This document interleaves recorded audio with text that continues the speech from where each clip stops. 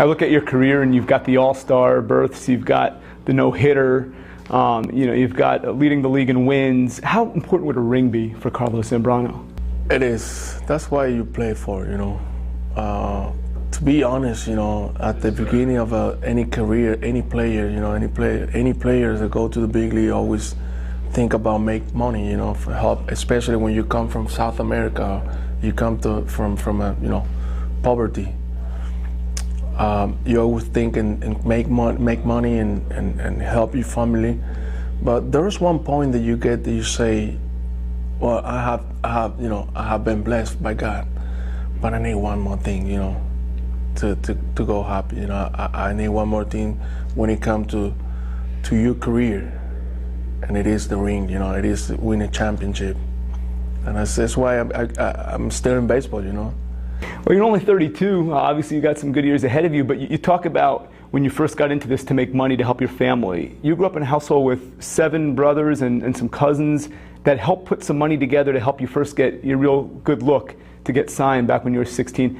How much gratitude do you have, to your upbringing now and to your brothers for where you've come to today? Yes, I came from, like you say, I came from a house. Our house was, 3-bedroom and a small bathroom, and we sleep, 3 or 4 people in one bedroom, and like you say, my family helped me. When in my beginning, and now they appreciate that, and thank God every one of my brothers have their own houses, and I was able to help them too, and I always will do. We're family, and we've been always together, always close. From what I read about you too, you're very religious, and it's very important for you both on and off the field. How does religion play a role in your life in both capacities? I don't call it religious, because religious is a thing that you have to do, because they force you. I call it relationship. I have a relationship with the Lord now. 2 years ago, I went to Venezuela, and I had an encounter with God. Believe it or not, I don't know if people want to believe this, but Carlos Zambrano did. That God spoke to me, and he told me that he brought me to the big leagues with a mission, and I was doing the opposite. So I was crying like a baby, I was crying like the end of the world, And you don't see that you used to not see that in Carlos Zambrano, to cry. I never cry. But that day, when I felt the presence of God that was talking to me like the way I'm talking to you right now, like, having a conversation, I changed my life right there.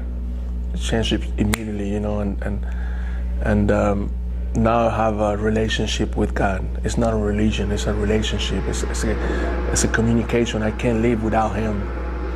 And then when that happened, you don't worry about nothing. Just worry about what God will do in your life if you seek the presence of God. Is this? I know after you came off every inning, point to the heavens and reflect for a moment on your way back to the dugout. Is that tied in any way with what you're talking about?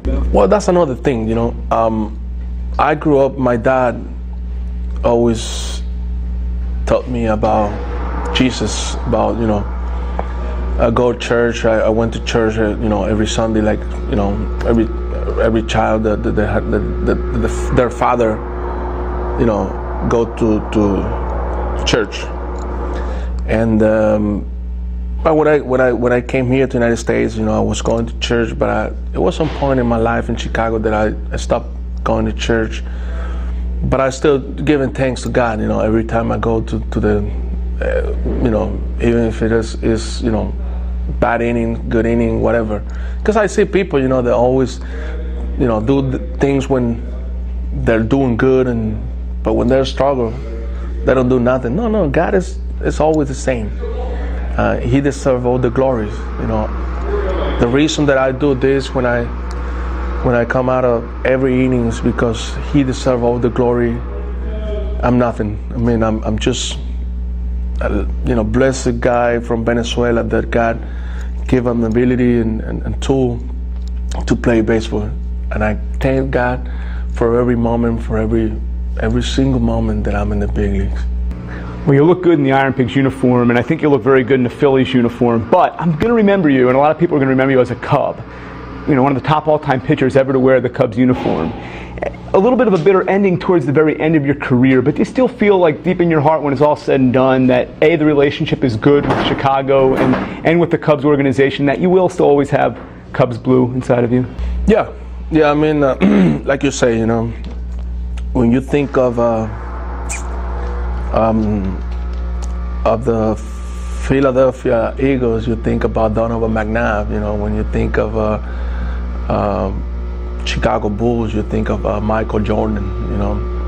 When you think of Chicago Cubs, you think of Ernie Banks, Sammy Sosa, people that play good there, and people that always been good there, and in this case, every time it remembers me as a Cubs, and I appreciate everything that the Cubs did for me.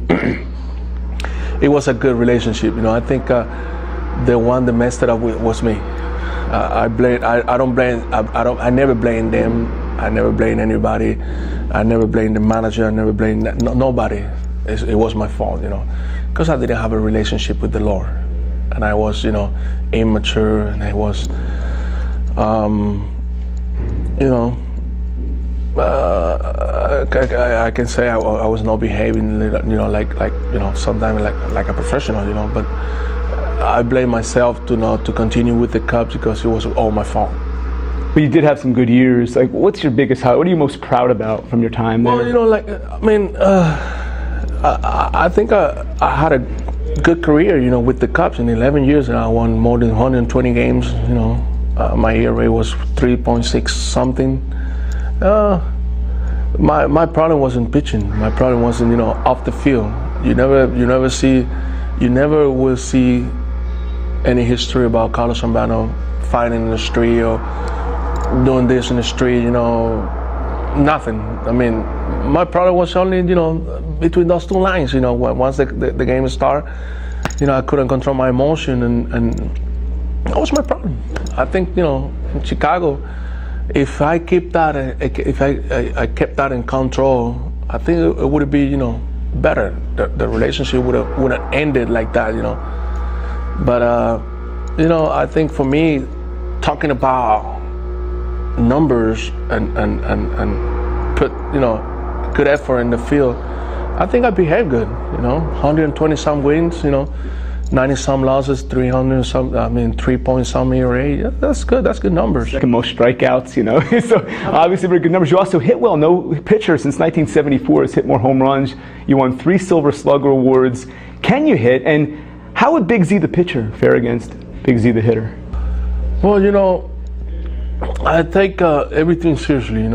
I remember one time, that one of my cousins went to my house, and I think I had like 4 years in the big league already. So he went to my house and he started playing PlayStation with me, and we were playing Pro Evolution soccer. I love soccer. I'm a soccer guy, And he kept beating me. And I say, we ended up playing till 4 o'clock in the morning, till I win him. I didn't stop, and I said, don't let me win. So I won finally 4 o'clock in the morning. I think he got tired, and I beat him, and I say, well, let's go to sleep. But being being in Chicago, I always been like that, competitive. And when I take up any at bat, I take it seriously. I take everything seriously. Because you're in the National League. When you're a pitcher from the National League, you have to be able to sacrifice yourself to run run hard, do everything is possible, to win a ball game. You are part of a lineup, offensively. When you're in the American League, you're not in the lineup. You're only pitching. But when you're in the National League, you have to take seriously, because you're part of the offensively team, you know. Well, with the Phillies, you'll still potentially get that opportunity.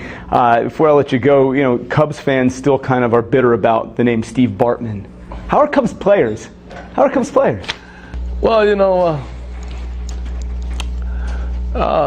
what can I say? I mean, we had a chance, but not only that. I would say, you know, the error that came right after that, you know, that was what killed us. People tend to forget about that, don't they? I think, you know, that was what killed us. You know, we had a chance after Steve Bartman, you know, did that, but we had a chance to redeem that mistake from Steve Bartman, but we couldn't do it.